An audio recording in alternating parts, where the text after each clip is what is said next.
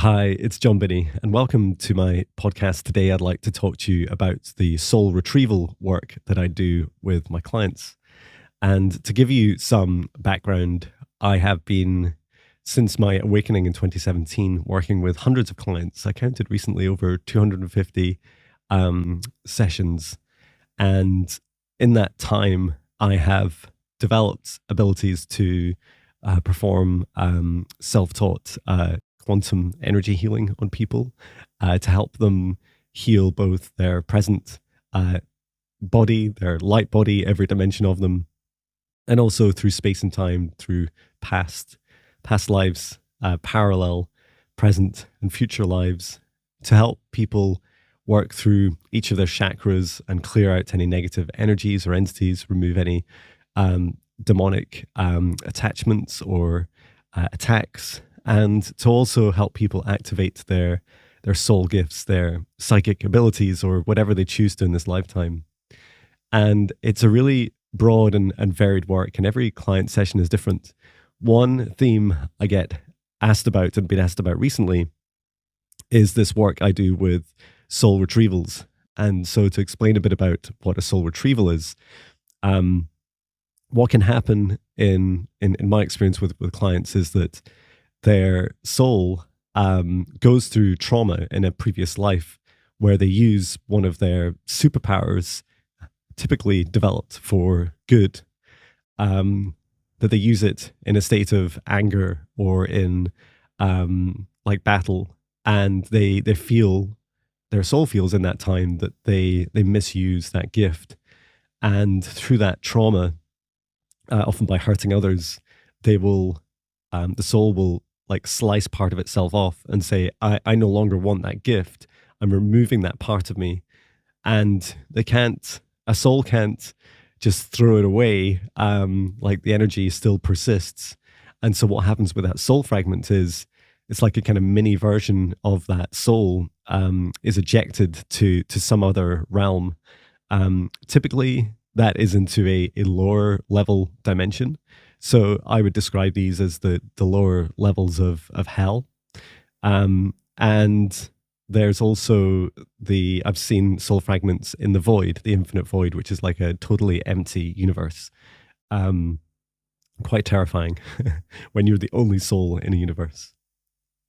And so let me describe a little bit about, I'll talk about one example. I'll probably bring in other client examples as I explain it. So I was working with a client, and they had been developing this gift of fire in a past life. So they were on a different planet, and they were a healer, and they were using their fire gift they would they could physically manifest flames out of their hands, which is super cool. But what they would do is they would use it to heal, to transmute and remove any negative energies or entities. They could use it for physically starting fires, which was very helpful. And they really enjoyed a very peaceful, loving life, and they had a really beautiful family. And they're also a warrior, and they were also, fierce and loving at the same time. And in that lifetime, they were also invaded by a hostile army, and they wanted to take over their land, and they also were very interested in my client's gifts, and they ended up killing some of their family members, which was incredibly traumatic and very, very sad for them to witness. And during battle, my client then used their gifts to they created like a giant fireball that really killed many people in the opposing army. And it was done through like a kind of rage and quite a desperate act, because in the trauma of discovering that their family members have died, they reacted in that moment with such destruction. And I feel that what happens is that when the soul experiences that, they kind of lose trust for themselves. The soul will be like, well, I've worked hard, often through many lifetimes, to be able to develop that gift. And then now I am just in a really difficult situation where I don't trust myself with this superpower. And so what they do is the soul will like literally separate, fragment off, like slice off part of itself, and then eject that into the lower levels of hell or into the void. And then the soul continues on with the next incarnation into the next life. And through the lifetimes, future lifetimes, that fragment is largely ignored. But a bit like, in the Matrix movie, Neo is always searching for the Matrix at the beginning in the first movie.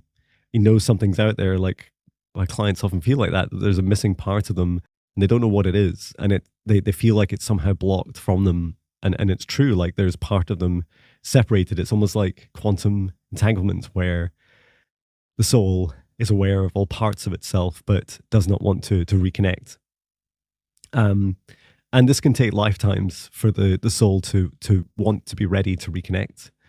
And so, I don't want to take all the credit when a client comes to me. They're often ready to face this.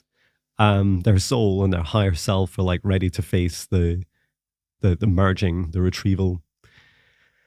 And I won't go into super specific detail about the practice that I go through because it is dangerous spiritually and energetically. But to describe it at a high level, I will create a safe space in a session. I will identify this past life with the client, talking to their guides, talking to the client. And then we'll witness that trauma that I just shared. Like we'll see that experience, and then we'll talk to that past life version of them. We'll understand the whole big picture. Often there's a lot more to the reality of that moment than we're really aware, which is hugely powerful. And so that can be hugely healing in itself. And then when we do the retrieval, I basically go through a series of steps where I safely, together with my guides and angels and the client in the session, we go in an elevator down into the lower levels of hell, and we intuitively, like I select, I'm told like which level to go to. And it's like an elevator with minus numbers, so you can go like from -1 to -99. And yes, I've been to -99 before. And when we arrive at that location, hell is pretty traumatic. Like it's a very dramatic place. It's full of fear. And I describe it as these different levels of torment and torture where souls are really living out their, like what feels like an eternal punishment, often a self-punishment, like their worst fear repeated over and over.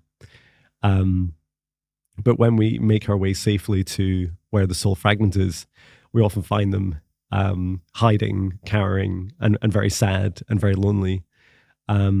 And we perform a healing in that moment where I work with the client and the fragment to help them see each other, to just witnessing each other is hugely powerful. And then to step up and hold each other, to come together. And then we bring the fragment of the soul, which is often like a representation of that traumatic lifetime. And then we bring them up into the higher dimension, up into level 0, back into the session where we started. And then we perform the integration where we very lovingly bring both parts of the soul together to become whole again. And they're really beautiful. And it's such a gift to be able to help people with. And it's really the clients that do the hard work, and I'm their guide throughout it to safely facilitate. I've done many of these sessions, and if you're interested in booking one with me, please check out my website at jonbinnie.com. My link is in the bio or in this video. And I also have some public client sessions, which I'll be sharing also for soul retrievals. Thank you. Sending my love from Scotland. I love you.